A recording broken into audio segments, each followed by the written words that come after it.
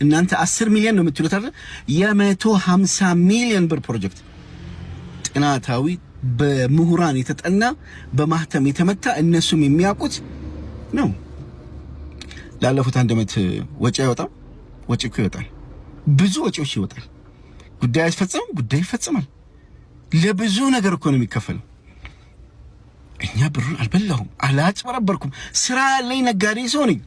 እንደው እንበል ብሩ ባጠፋው እንኳን እንደው ባጠፋው ብሩን እኮ ነው ይከፍላሉ። ስራ ላይ ያለው ሰው ነኝ። እና እነዚህ 4 ልጆች ስማቸውን አልጠቅስም፣ 4 ልጆች ግሩፑን ሲበጠብጡ ያለኔ እውቅና ከኔ ጋር ሳይነጋገሩ ምንም ሳይሉ መተው ሚዲያ ላይ ወጥተው አይመን ብራችንን በላን። حرام እኮ ነው። አላህን መፍራት እኮ ያስፈልጋል ወንድሞች እህቶች። አላህን መፍራት ነገ ቂያማ ፊት ቆማላችሁ። የናንተ እዳኒ በመሸከሜ አላህ ፊት ቆማለሁ።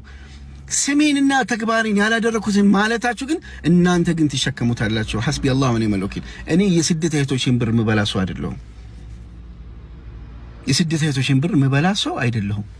እንዴ አሁን እኮ እናንተ ይሄን ባደረጋችሁት ስሜን ባጠፋችሁት በሰጣችሁት መረጃ ከዛ ውስጥ ለጠበቃ ይሰጥቸው ብዙ ፎልትና ብዙ ስህተቶችን እኮ ተሳሳችኋል እህቶቼ። ብዙ ማይባል ነገር ብላችኋል። የማይባል በህግ ሊያስጠይቃችሁ የሚችል ነገር እኮ ዘርዝራችኋል። እኔ ግን እናንተ አሳልፌ እሰጣለሁ አላረገውም። ለምን አምናችሁ ብራችሁን ሰጣችሁኝ አብረን እንስራ ብላችሁ አብረን እንስራ እንለወጥ ብያችሁ እኔ ወንድማችሁ እንዲያድርግ የተነስቼ ነገ እንዲያድርጓል እንደዚህ አልልም። አንዳንድ ተንኮለኛ በግሩፕ መተው የብር ምንጫቸው እንዲጣራ ይሄን እንትን በላቸው አላረግም። እንዴ እህቶቼ ናቸው እኮ ልጆች ሚስት አላቸው እኮ እንደኔ እኔ ልጅ አለኝ ሚስት አለኝ። እንዴ ብሩ ጥንቅር ብሎ ይቀር እንጂ እኔ እህቴ እንዴ እኔ እስርን ምናምን እኮ አይቻለሁ። እና በስራ ያለ ፕሮጀክት ፋይል እንደሌለው ህጋዊነት እንደሌለው ምንም ስራ እየተሰራ እንደሌለ ተደርጎ ሲቀርብ አጃኢብ ነው።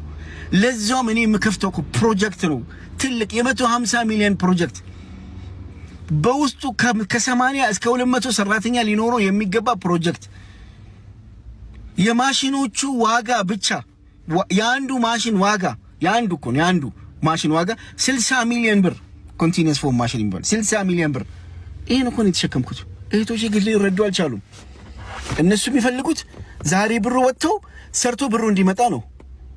እንዴ እኔ በፈልገው እኮ ስራ አጣጥፍበት ነበር እኮ ብራንች ከፍትበት ነበር፣ መኪና ገዛበት ነበር፣ እቤት ገዛበት ነበር፣ ሱቄን አስፋፍቼ ትልቅ አድርገው ነበር።